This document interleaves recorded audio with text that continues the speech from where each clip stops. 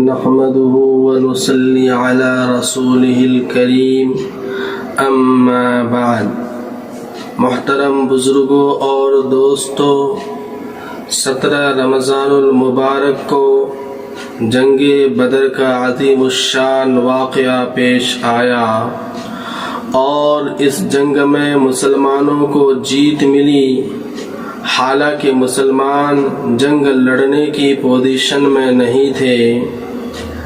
مسلمانوں کے پاس لڑنے کے لیے صرف 2 گھوڑے تھے، 70 اونٹ، 6 زرہیں اور 8 تلواریں تھیں، اور جنگ میں شریک ہونے والے مسلمانوں کی تعداد صرف 313 تھی، اور کافروں کے پاس 100 گھوڑے اور 700 اونٹ تھا، اور لڑنے کے لیے آنے والے کافروں کی تعداد 1000 تھی۔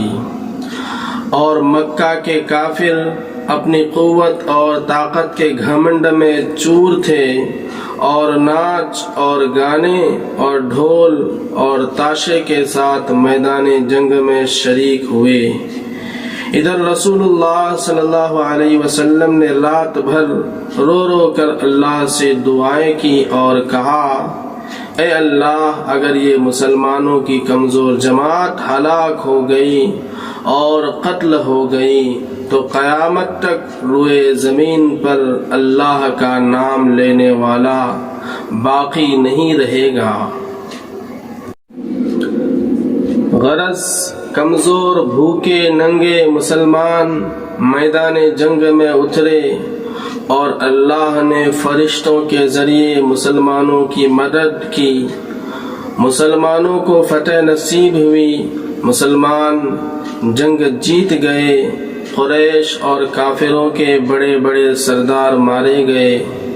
کل 70 کافر مارے گئے اور 70 کافر قید ہوئے، اور صرف 14 مسلمان ہی شہید ہوئے۔ بزرگوں اور دوستوں، اسلام کی یہ پہلی لڑائی، مسلمانوں کو اس میں فتح ہوئی۔ اس لیے فتح ملی کہ مسلمانوں کا ایمان بہت مضبوط تھا، اعمال بہت اچھے تھے، اور اتفاق اور اتحاد قائم تھا۔ تو اگرچہ مسلمان صرف 313 تھے اور بہت کمزور تھے، لیکن اللہ نے فرشتوں کے ذریعے مسلمانوں کی مدد کی۔